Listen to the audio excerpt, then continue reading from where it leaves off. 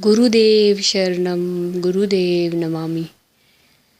नमस्कार, आपका हमारी लाल किताब एस्ट्रोलॉजी में स्वागत है। अब हम बात करेंगे जातक पर ऋण के भार की। जब तक ऋण न चुकाया जाए, जातक उसके भार से सदा दबा रहता है। मनुष्यों का तो यहाँ तक कहना है कि ऋण का प्रभाव जन्म जन्मांतरों तक साए की तरह पीछा करता है। यूँ तो परंपरागत ज्योतिषी में इन तथ्यों का अपना एक विशिष्ट स्थान है, लेकिन लाल किताब में इस विषय को अत्यंत महत्वपूर्ण माना गया है। यदि कोई पिता ऋण लेकर स्वर्ग सिधार जाए तो उसका वह ऋण उसके पुत्र को अवश्य ही किसी न किसी रूप में चुकाना पड़ेगा, अन्यथा वो सदा ऋणी ही रहेगा। ऋण कई प्रकार का होता है, जैसे कि पितृ ऋण, अपना ऋण, मातृ ऋण, स्त्री ऋण, रिश्तेदारों का ऋण, पुत्र या बहन का ऋण, जालिमाना ऋण, अजन्मा ऋण और कुदरती ऋण। अब हम बात करेंगे पितृ ऋण की। अपने पूर्वजों के किए पापों का फल जब उसकी वंशावली में से किसी एक जातक को भोगना पड़े तो वह पितृ ऋण कहलाता है। यदि नौवें घर का स्वामी ग्रह बृहस्पति किसी दूसरे घर में स्थित हो, उस पर उसका शत्रु ग्रह दृष्टि से बुरा प्रभाव डाल रहा हो, तब बृहस्पति पितृ ऋण का ग्रह कहलाएगा। इसी प्रकार प्रत्येक ग्रह को आंका जा सकता है।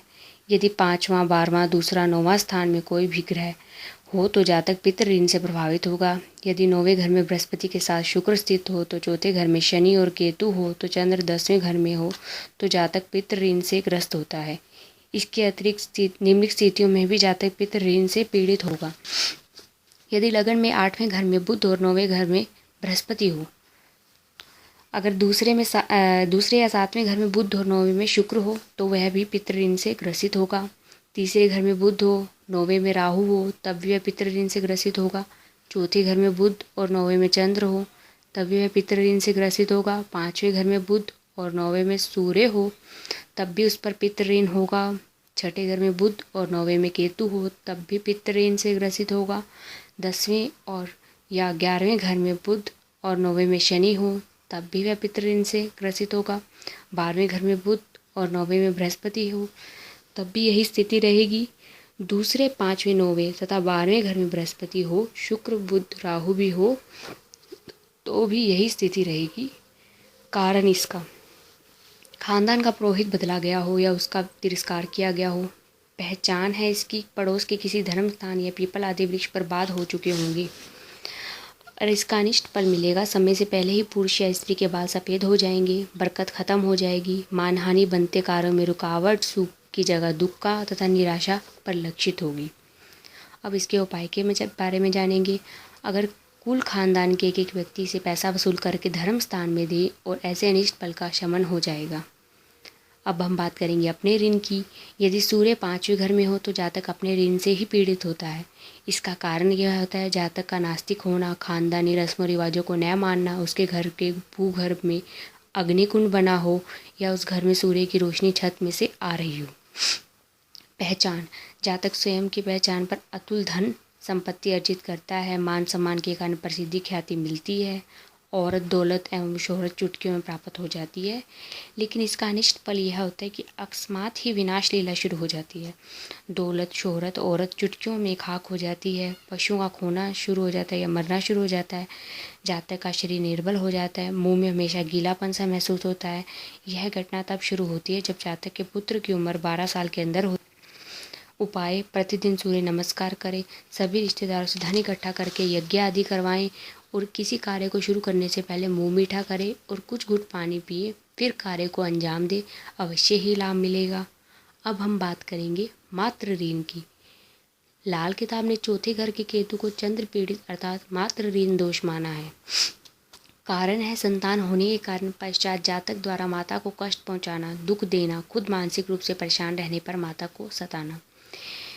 अब घर से कुछ दूरी पर स्थित नदी, कुआं पूजने की बजाय कुआं, दरिया में गंदगी डालना मातृ ऋण दोष का ही पहचान है और इसके अनिष्ट फल हमें मिलेंगे। अचानक संपत्ति का नष्ट हो जाना, घर में पशुओं की मृत्यु, शिक्षा प्राप्ति में बाधा, घर में अचानक मृत्यु या मृत्यु तुल्य दशा और आत्महत्या करने की स्थिति पैदा होना।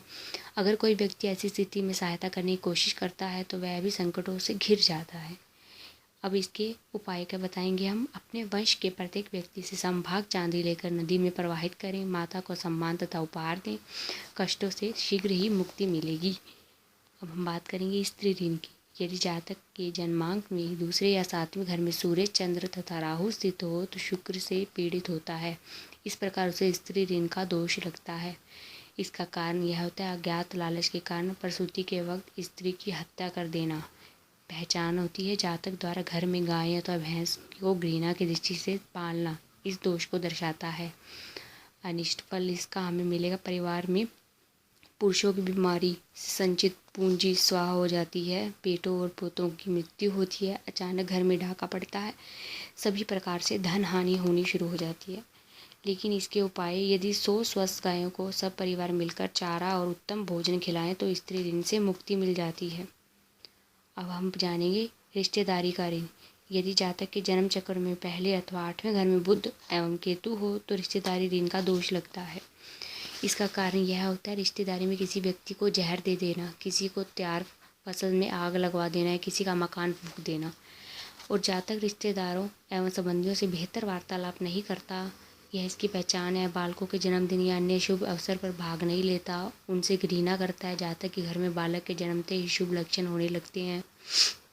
बालक वयस्क होने के पहले ही अद्भुत कार्य करने लगता है। वह जिस कार्य में हाथ डालता है अपने आप ही पूरा हो जाता है।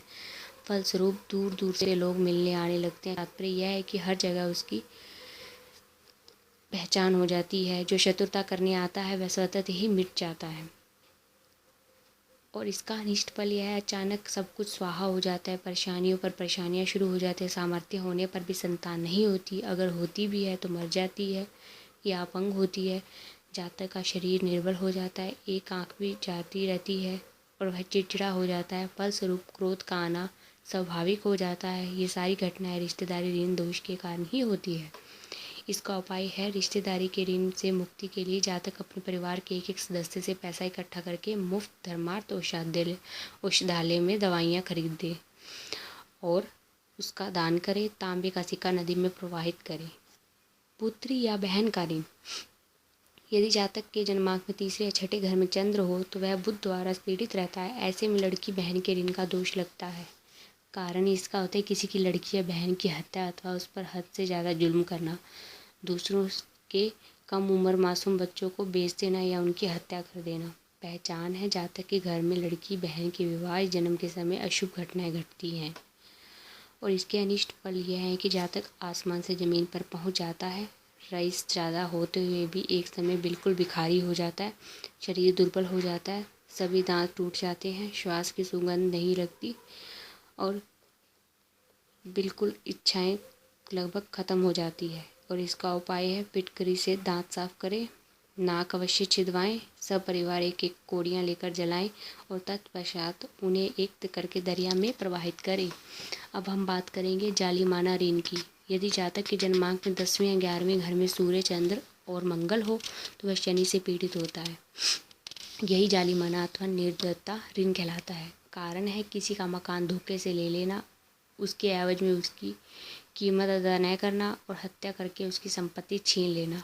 पहचान जातक के घर का कोई भी दरवाजा दक्षिण दिशा में होगा या वह घरनाथों से ज़मीन हड़प कर बनवाया गया होगा अथवा मकान कुआं मार्ग के ऊपर निर्मित होगा। मालिक ने कई बार सोने का प्रयास किया लेकिन सो नहीं पाया।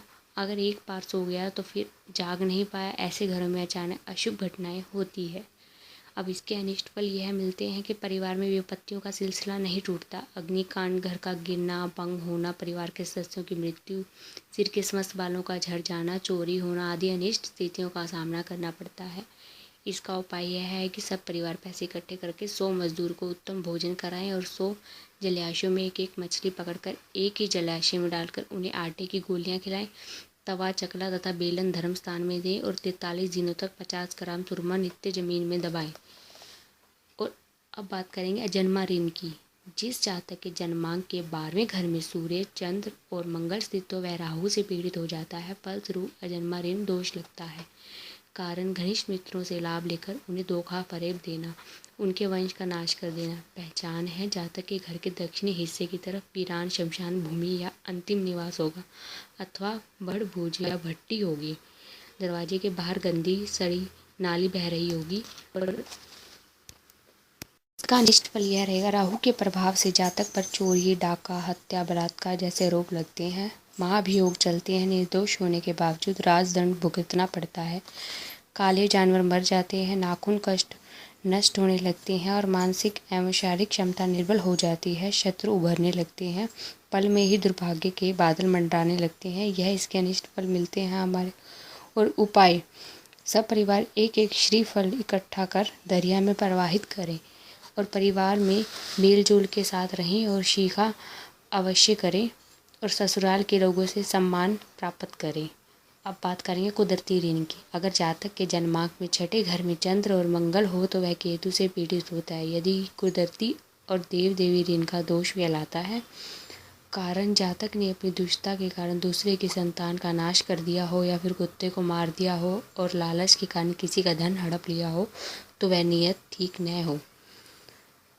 और पहचान इसकी दूसरे की औलाद को ख़त्म कर देना, कुत्तों को गोली मार देना और रिश्तेदारों के साथ अपनी नियत न रखना और उनके वंशजों को समाप्त करने के नित्य नई चालें चलना। और जातक की संतान का नाश होना, यह इसका अनिष्ट फल है। वैसे तो जातक की संतान होती ही नहीं है, अगर हो भी गई हो तो मर जाती है। यदि जीवित रह गई हो तो अपाहिज, गूंगी और बहरी होती है।